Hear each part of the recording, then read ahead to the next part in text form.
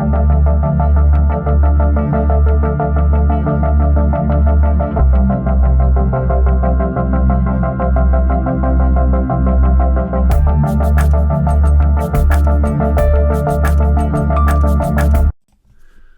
is up, YouTube? Bobbles and Ball Cards back with another video. Hope everybody is doing well out there. Welcome to the month of December. December 1st, we are rolling right along.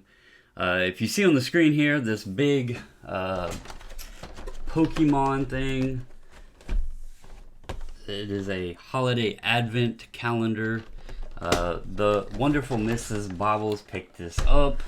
She's been so excited to offer something where each day when I do a video, we can do this little advent calendar and see what's in here. So I agreed that I would use it for doing it at the beginning of the videos for the month. Well, at least up until Christmas, I guess. So obviously it is December 1st, so let's go ahead and rip this open. I have no clue what is going to be in here. So let's see. It's kind of hard to get out, but we'll see what it is. Day number 1 looks like it is a beer tick hollow. And it has like a little snowflake on it, so I guess these are some kind of promo maybe for these advent calendars, so that's pretty cool. Something fun. I don't know what they cost, but she got it. She was so excited. She ordered one for my son as well because he likes TCG stuff, so I told her that I would go ahead and open it on the channel, and she even gave me the little evolution sleeves to put them in. So there we go. Day 1 is a beer tick hollow. All right, let's get into the topic. This is something, so I was looking through some cards this evening. Obviously, as I mentioned in the last video, the December submission's coming up, so I was trying to pre-screen through some cards, and as y'all know, I kind of went through a period where I wasn't submitting much. A lot of the stuff I submit, if it's PC stuff, I might be purchasing it off of eBay and not too terribly concerned with like the quality. But if it's stuff that I'm pulling out of packs or boxes, I do want to make sure, especially if it's ultra modern stuff, that what I'm sending in is going to be worth, you know, sending in, paying for the grading fee and all of that, because otherwise, like, I potentially could just be wasting money on the slab. So I was going through today. We've ripped some 2022-23 Upper Deck Series 1 hockey. Initial thoughts when we were opening, the cards looked pretty good. In the order coming back, I noticed one of the 2 cards I had sent from a previous box rip that we did. The card got a 9. And I wasn't quite sure why. I was kind of looking at the scans. I noticed maybe it was the centering a little bit, but it didn't seem conducive enough to be that far off for a 9. So these, I started looking at them a little bit further. And to my surprise, they were a lot worse than I originally expected. Now, if you're into hockey cards at all, you know 2021, 22 had, you know, quality issues. We know Panini has issues. We know Topps has issues. So this has me thinking, and this might not be the case for everybody, but I honestly wonder if some of the, maybe we'll call it fatigue in the hobby, or, you know, if you want to use the term negativity or what have you, hasn't came, and I believe someone kind of mentioned the cost of wax in one of the videos I did recently. But when you combine the cost that we're paying, whether it be retail wax, hobby, you know, what have you, the prices have obviously risen quite a bit. And then you toss that and combine it with the quality has decreased quite a bit, and it's a recipe for a lot of disappointment. Now, I know grading is just an aspect of the hobby, and some people don't even care about grading. Some people don't even grade cards. But there's other people, and I'll explain to you why it's important to me. So, when we rip wax, yes, we get enjoyment out of opening it.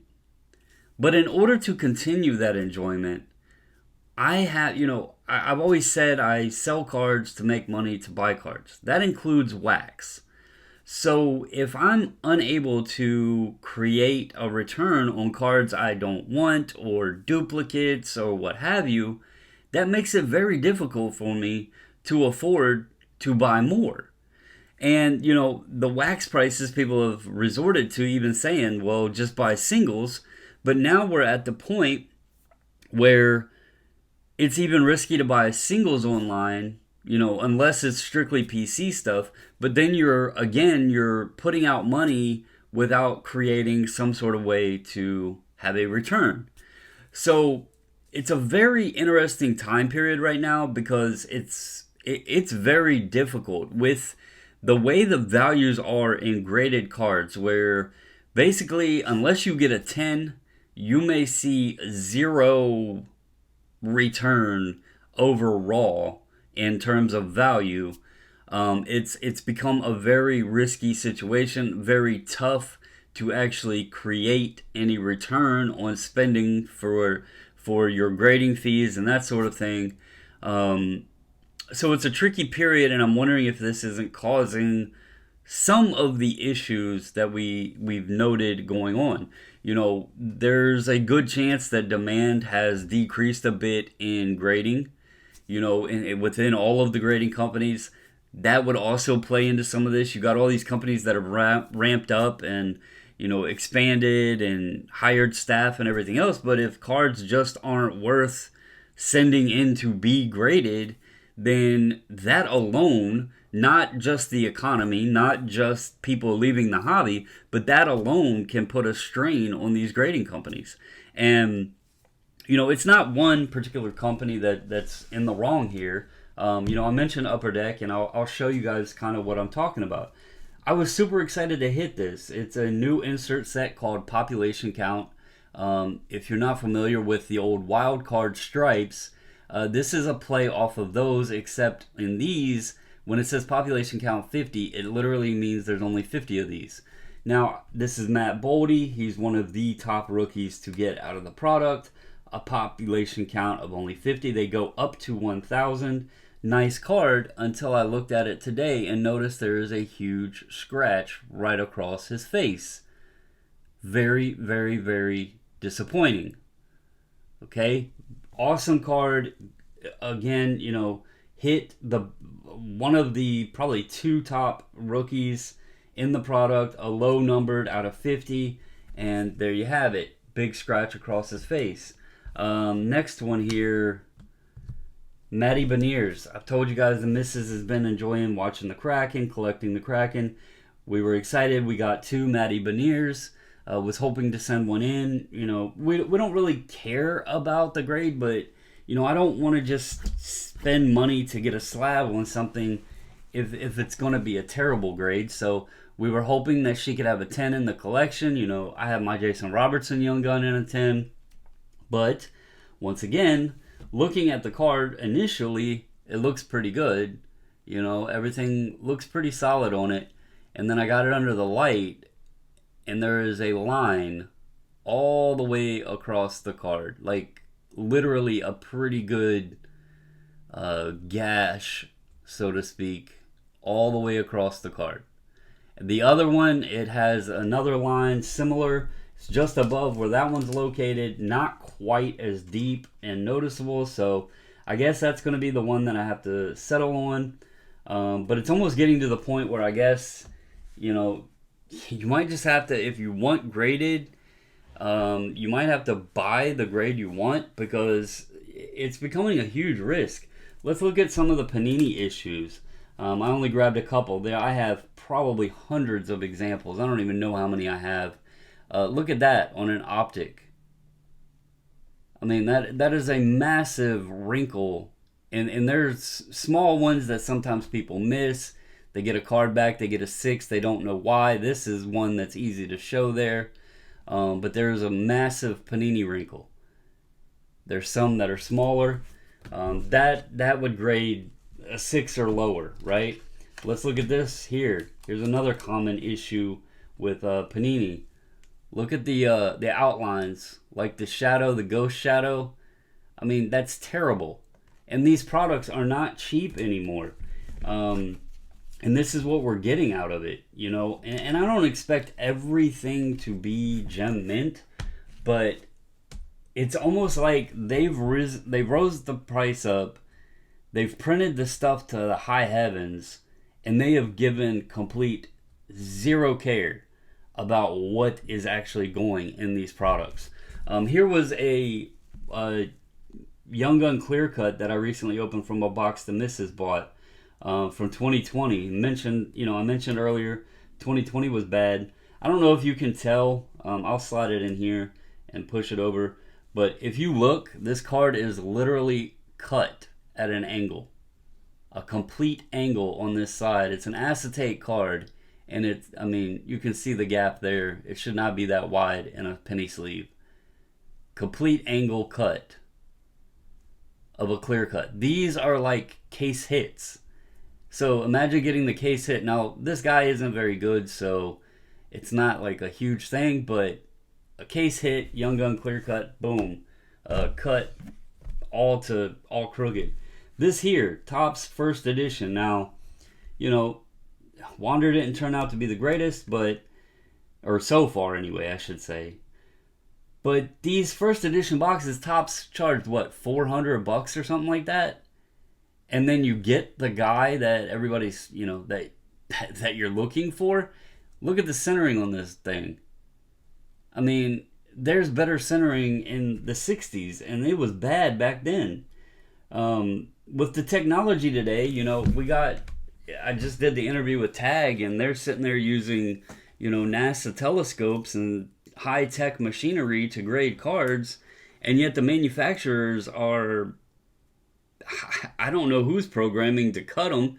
I mean, it's a lot of concern when this stuff is mostly done by machine, and people are sitting and saying, but machine grading will be so much better than a human. I would argue that machines are quite faulty by the looks of a lot of the processes here. Why are they faulty? Well, because the humans have to make sure the roller lines for the processes are clean, or that the calibrations are done correctly. A lot of it is done by lasers and stuff like that to detect where a sheet may be lined up in the cut or whatever. If it's off, then obviously the whole sheet's going to be off-centered. There's a lot of human elements and quality checks that should be done on this stuff, but they're printing so many different products and so much of each product and so many parallels, and each parallel is going to take a different run because there's got to be different color layers and different serial numbers and all this other stuff. There's just so much out there that they're putting out and having to rush so much more, and under time constraints, and you had COVID and all this other stuff that backed things up, and it's just a complete mess right now.